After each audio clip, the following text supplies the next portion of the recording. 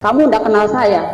Saya ini bisa jadi 9, jadi 100, bisa jadi berapa saya mau. Kamu urusin saya tidak sholat, saya ini bisa sholat dimanapun saya mau. Kaget kan? Kok tahu? Takut ya? Ya Allah. Dari situ hati-hati, nggak boleh sembarangan. Nah teman-teman, bagi siapa yang ingin mendukung channel ini untuk terus berkembang di media sosial, bisa scan di screen ini. Assalamualaikum warahmatullahi wabarakatuh. Teman-teman, kita bertemu kembali di channel Cahaya Hidayah. Nah teman-teman, jadi di kali saya akan membagikan video, yaitu video khurafat para Khabib Alawi. Dan ini lucu sekali teman-teman. Jadi mereka ini gak tanggung-tanggung khurafatnya. Bahkan yang paling parah teman-teman ya, mereka itu mengklaim bahwasanya Wali Songo ini dari Yaman Tarim sana teman-teman. Padahal teman-teman ya, yaitu keturunan Wali Songo ini ya DNA-nya bukan G. Kalau Ba'alawi ini G teman-teman. Nah, kalau keturunan Wali Songo ini yaitu DNA-nya adalah J1. Nah, di sini kita bisa lihat teman-teman ya, bagaimana mereka ini ingin ya menggiring bahwasanya Wali Songo ini dari golongan mereka. Tapi ya tidak memiliki bukti sama sekali, dan bahkan hasil tes DNA mereka ini ya melenceng, tidak sama dengan DNA-nya Wali Songo. Coba mari kita simak video berikut ini. Kota Tarim itu kota yang penuh dengan berkah. Di situ tempat asal usulnya para Wali Songo. Di situ tempat asal usulnya para Wali Songo. Wali Songo yang ada di Indonesia ini nasabnya sampai kepada para ulama yang ada di Tarim. Ya, makam kakek-kakeknya itu ada di Tarim, di pemakaman Zambal. Bohong itu teman-teman, bohong. Mana buktinya? Saya pengen lihat kalau benar itu adalah makam kakeknya para Wali Songo. Nah, sedangkan mereka ini teman-teman mengklaim bahwasanya Wali Songo adalah dari golongan Ba'alawi. Lah Ba'alawi plat G, sedangkan dari keturunan Zuriat Wali Songo J1. Jelas mereka ini berbohong. Nah seperti itu teman-teman, jadi ajarannya itu penuh dengan kebohongan. Oke, lanjut di video berikutnya. Nah teman-teman, di sini ada Habib yang bisa membelah dirinya itu menjadi 1000 bagian. Jelas ini memang ya konyol sekali. Orang awam saja teman-teman kalau diceritain seperti ini gak akan percaya. Nah ini kalau ada orang yang berilmu ya ataupun ngaku ustadz, kiai, kok percaya dengan kisah ini perlu dipertanyakan keilmuannya. Coba mari kita simak videonya. Habib Segaf itu dari mulai sebelum maghrib sampai isya. Kita sholat isya, abang kelihatan gak sholat. Di hati saya tuh kok gak ikut berjamaah. Besok begitulah. Besoknya suruh kumpul semuanya taklim anak-anak di rumah abah. Pas kami di sana, abang tidak ada yang ceritain, cuma kamu itu jangan ngurusin saya. Kamu tidak kenal saya. Saya ini bisa jadi 9, jadi 100, bisa jadi berapa saya mau. Kamu urusin saya tidak sholat, saya ini bisa sholat dimanapun saya mau. Kaget kan? Kok tahu? Takut ya? Ya Allah. Dari situ hati-hati, nggak boleh sembarangan. Astagfirullah. Ini pikirannya Kibin tuh bagaimana teman-teman ya? Jelas ya si Khabib itu memang nggak sholat, tapi dibohongi dengan saya ini bisa merubah menjadi beberapa bagian. Saya ini bisa membelah diri gitu intinya teman-teman ya, menjadi beberapa bagian. Lah kok itu dipercaya teman-teman ya? Ya Allah, ini benar-benar ya, ini para Khabib Alawi ini sungguh-sungguh menyesatkan umat. Oke, kita lanjut di video berikutnya. Ini parah nih.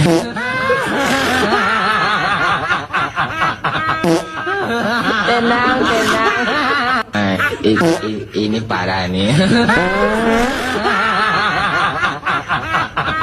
Lihat teman-teman ya. Ini parah nih.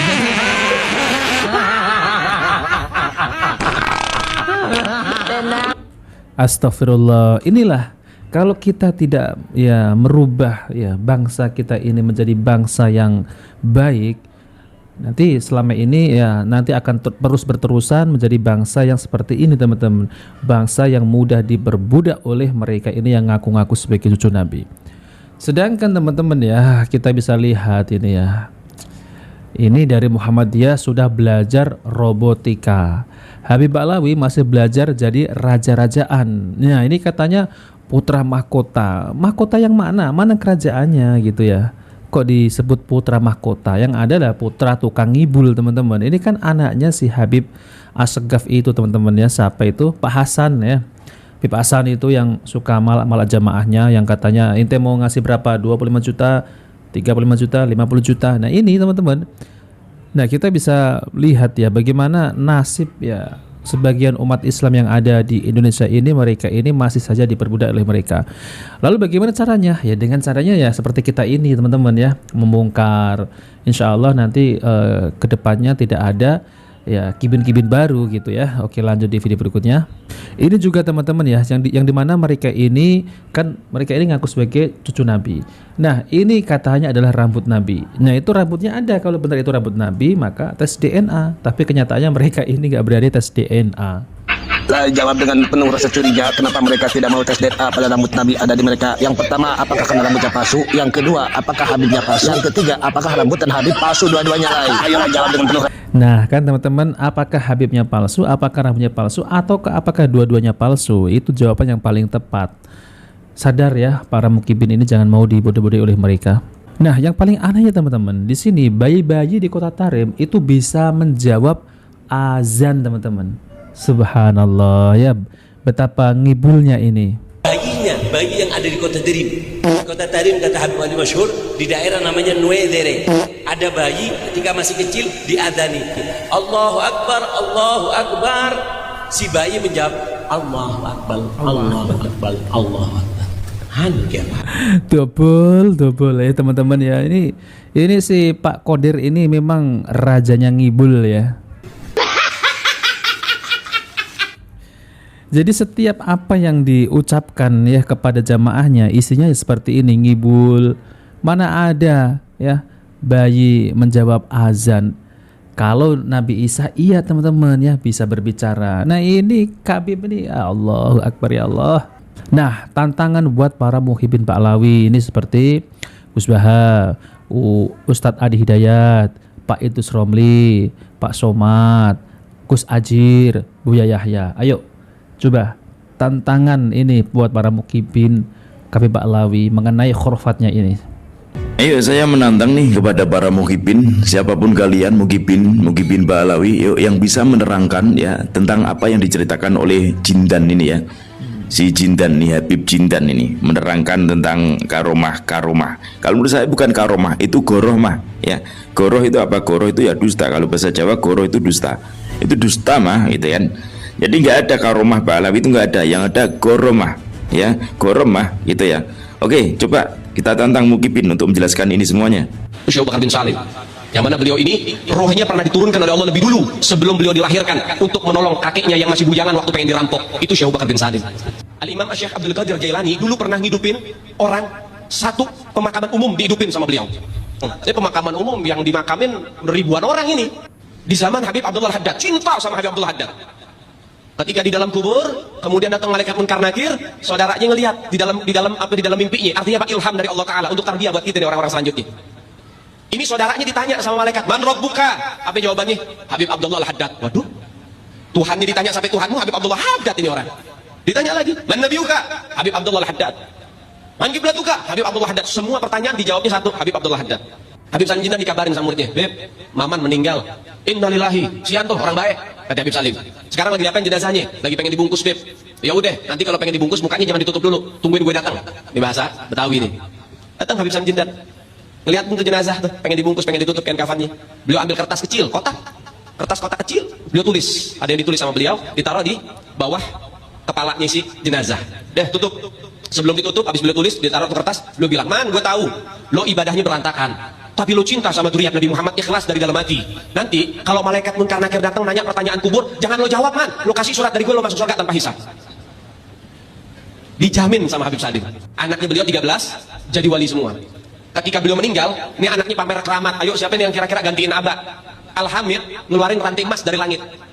Keramatnya Al-Hamid tuh, ngeluarin ranting emas dari langit sampai ke bumi. Lagi ngobrol sama kakaknya Al-Muhdor nih, Syekh Umar Muhdor. "Ayo wahai Syekh Umar Muhdor, dilihat keramatannya, nurunin ranting emas dari langit." Sampai ke depan dia. Ini Habib Syekh Umar Muhdor ketawa doang. Dia bilang sama adiknya, Al-Hamid, coba lihat tuh paling atas siapa? Gak tahu ada Syekh Umar Muhdor megangin ranting dari atas. Lebih hebat saya, katanya. Tapi kenyataannya teman-teman, cerita yang semacam ini ya, itu adalah cerita dusta. Nah yang anehnya ya ini para kibinnya ini seperti Ustadz Adi Hidayat, kenapa membenarkan gitu teman-teman? Maksudnya membenarkan itu adalah mereka membela ya, katanya itu bukan khurafat, itu adalah karomah. Itu bukan karomah, itu adalah orang goromah itu teman-teman ya, yang dimana mereka itu kalau berceramah ya tujuannya hanya untuk ingin dimuliakan dan tujuannya hanya untuk demi uang, padahal apa yang mereka sampaikan itu adalah kisah-kisah bohong. Nah teman-teman, jadi itu saja ya mengenai cerita-cerita khurafat para Habib-Habib Alawi, dan pendukungnya ini memang dari sampai saat ini gitu ya, itu masih saja mempercayai bahwasanya itu adalah karomah. Naudzubillah teman-teman, kita sebagai umat Rasulullah harus berpikir cerdas, harus sadar apa yang mereka sampaikan adalah menipu, membohongi, dan lain-lain, ngibul teman-teman ya. Nah oke teman-teman, jika video ini bermanfaat jangan lupa like dan subscribe di channel Cahaya Hidayah. Wabillahi taufiq wal hidayah warahmatullahi wabarakatuh.